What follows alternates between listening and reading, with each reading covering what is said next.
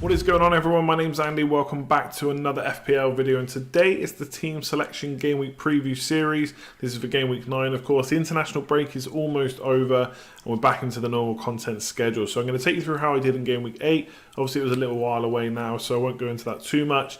Then we'll take a look ahead to game week 9, any transfers that I'm looking at doing, players that I'm thinking of taking out soon, and obviously captaincy as well. If you enjoy this content, like is always appreciated, and subscribe if you're new around here, otherwise we will jump into it. So I do love making videos on this channel. I've been doing it for years, but one thing it makes you do is relive bad memories, and game week 8 was an awful memory for a lot of us. I got 37 points in total, and to be fair, it was one of those weeks where if you got kind of a score of 50 or 60, that was a huge week. 37 is not good in any single week, of course, but I only dropped about 40,000 places, which sounds like a lot, but when you score 37, I would have expected to fall a lot more. So to stay in the top 250k is okay in my books, forgiven how poor the week was. Obviously, I want to improve that rank. I want to get higher and higher and do it quickly. But after 8 game weeks with nearly 7 million FPL managers out there, or at least 7 million accounts to compete against, is not a bad rank this early in the season. So 460 points total. Not much to talk about. Pope, Mount and Abraham got most of my points. Obviously bailed out by the Chelsea boys again. They're doing really, really well. The transfer I made was Kevin De Bruyne to Son. I've talked about this on stream. Look, it was a mistake. I had a feeling that De Bruyne would only be out for 1 week. It looks like that would be the case. Obviously, we don't know for sure, and Son does have a better fixture this week. So if Spurs and him can somehow turn it around, that could still be a good move. But I'm going to want Kevin De Bruyne back for sure when he's fit. And I haven't left myself enough money to do it. You'll see in a minute, I've only got 0.1 million in the bank. Kevin De Bruyne hasn't dropped during the international break. He's not going to drop either at this point because he's actually being bought by managers. So that is a massive rookie mistake. I made that transfer snap decision on a Saturday morning, very close to the deadline. Didn't leave myself enough money, hoped that he would drop, and he won't. So we'll talk about transfers later, but that's probably a bad move. But last week, yeah, they didn't do anything. Spurs obviously lost to Brighton. Pukki blanked again. That's 4 times in 5 game weeks now. Is it time to get rid of him potentially? But overall, the team was poor. Let's forget about it. It was ages ago now. Let's talk about game week 9. So looking ahead, 101.8 million squad value, only 0.1 million in the bank, which is what I talked about. I'll come on to the midfield later on and what transfers I may be looking at doing. And only 1 free transfer. So starting off with goalkeepers and defenders, I'm actually not going to talk about the goalkeeper at all this week, other than to say Pope stays, he's playing Leicester away, job done, not using a transfer on a keeper. Now, Soyuncu and Tomori were 2 players that I was umming and ahhing about whether to own both, because they both basically pay pretty much home in the same week and away in the same week, so they're going to have good fixtures together. Like this week, Newcastle at home for Tomori, Burnley at home and Soyuncu. And my plan was to basically play Trent Alexander-Arnold every single week, play Otamendi every week, and then pick one between Diop, Tomori and Soyuncu. But those fixtures are so good. Burnley at home, I think Leicester are doing well, not conceding too many chances. Chelsea are a little bit of a worry, especially if Kante's out, especially if Rudiger's not going to be back as well. But they are at home to a Newcastle side that aren't exactly free scoring, so I think that's a good chance for a clean sheet. And to be honest, if I was only going to play one of these two, it would probably be Tomori because of that Newcastle fixture. We saw how good Soyuncu was against them. I think Leicester won 5-0, got the clean sheet there. Yes, they were down to 10 men Newcastle, but still, I don't think they're looking like scoring anytime soon. So I think that'd be a good chance for Chelsea to pick up their second clean sheet, but we'll have to wait for Lampard's team news. Whether I bench Otamendi against Crystal Palace away or Trent against Man United away, look, I know Man United have been poor.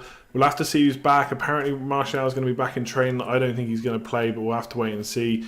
Pogba might be out for a while, so it's not looking good for Man United from the creative front and goal scoring front. So benching Trent Alexander-Arnold is probably a bad thing, especially given how not only attacking he is, but also how well-owned Liverpool defenders are. So if Alisson's back, which is rumoured as well, that's obviously going to help their defence even more. Adrian's been okay, but he's not Alisson's level or at his type of quality. So Alisson's going to be a big thing to have back for Liverpool as well in defence. So Trent Alexander-Arnold, I think, has to play. So really, it's one of these two, or Otamendi, that gets benched. Currently, I've got Otamendi. I don't think Man City are necessarily as solid at the back without Laporte. I do think they'll pick up plenty of clean sheets anyway. But Otamendi's currently on my bench. So this is defence. I'm hoping for at least 2 clean sheets. I don't want Trent Alexander-Arnold to get a clean sheet against Man United, but an attacking return and a win for Man United would be very nice, if unlikely. So this is how my midfield is shaping up. Obviously, I'm playing 3-5-2 at the moment, so we've got big in midfield, 5 players there. Yarmolenko is a little bit of a worry this week maybe. Everton away is not a great fixture, at least on paper, but Everton obviously doing very poorly this year so far, right down in relegation zone at the moment, so that's a bit of a worry for them. So Yarmolenko could do decently enough. I think West Ham have played pretty well this year, and obviously, you know, given his price, I'm going to play him anyway. I don't really have too many options. I bought him for 5.9 million. It's not a huge amount of options in midfield that I don't necessarily already own, for the likes of Mount, who's a bit more expensive. So definitely keeping Yarmolenko for now. My plan was to basically have him for kind of 4 or 5 fixtures, see how he gets on, and when the fixtures turn, maybe look at getting rid. So he stays. Son, I think I have to keep him at this point.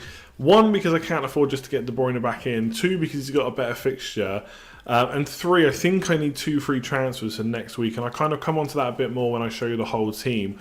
I don't think I need to make any transfers this week. Would I prefer to have De Bruyne mainly, but would I take a 1-week punt on Son doing better against Watford at home than De Bruyne against Crystal Palace away?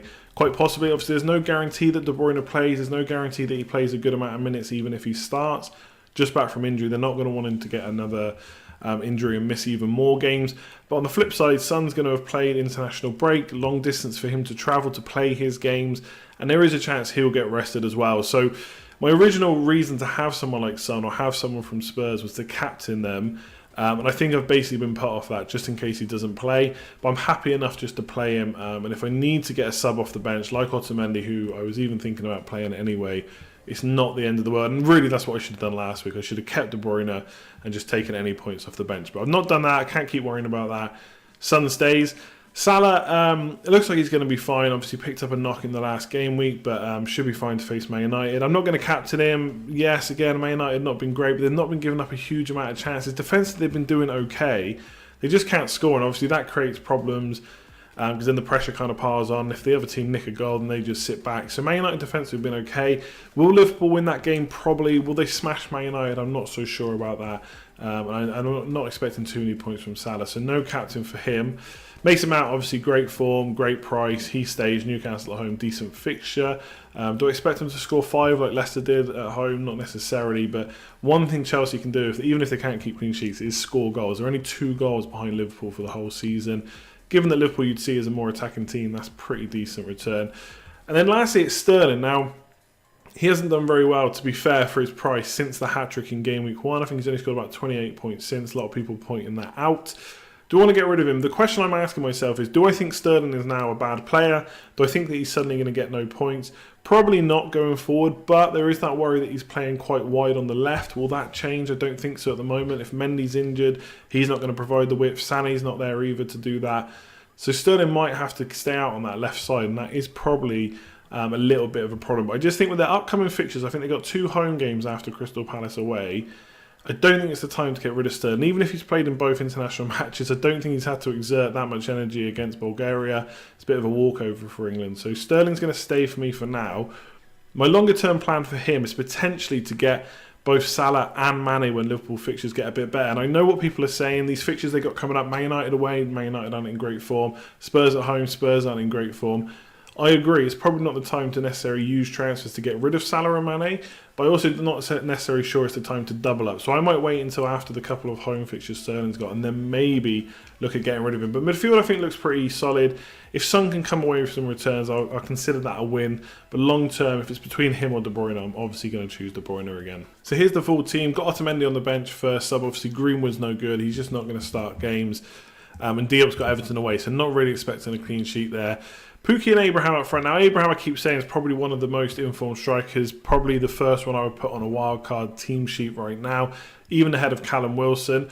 The question is, do I want to get rid of Pukki? Now, I don't think the fixtures coming up are necessarily that good for Norwich. I don't think they're as good as people are kind of making out. Bournemouth away, Man United at home, not great.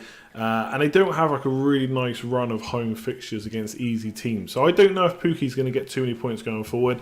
Maybe we're expecting too much from him. Come on as a 6.5 million. Obviously, he got 4 goals in the opening 2 fixtures. Was never going to keep that up. But 4 blanks in 5 game weeks is kind of unforgivable for most players. So we have got to start talking about getting him out. Obviously, it's who can you bring in instead. So is Callum Wilson better? Again, I don't think Bournemouth's fixtures are amazing, but I think they're in pretty good form. The fixtures are okay. Wilson's in good form himself. Scoring plenty of points this season. So Pukki to Wilson, could it be a good option? I think it possibly could be, depending on your team setup. For me, I can't afford to do it. I've only got 0.1 million in the bank. That probably gives me the excuse to keep Pukki for one more game. Just one more game. I wonder how many times we'll say that. Against Bournemouth, not necessarily renowned for being completely defensively sound, but it is away, so it's not a great fixture for Pukki and Norwich. Can they turn it around? In the back of my mind, I just know that Aston Villa at home game was so good for Norwich and they couldn't capitalise, and that does worry me a bit. So if I had the money to do a straight swap Pukki to Wilson, I'd probably consider it. The other player that I'm potentially thinking of bringing in is Morpay. Huge differential. I think he's only about 0.6% owned. Brighton have got some pretty sweet fixtures as well. That would also give me some money in the bank. That would let me do Son to Kevin De Bruyne next week, which I really want to do. Unless Son goes and scores a kind of a brace or a hat-trick to make me rethink, I've got to bring De Bruyne in. He's been so good. And like I said, I think it was a mistake getting rid of him. So Pukki is an interesting one for me. I'm not completely decided. I think I either keep or get more pay in.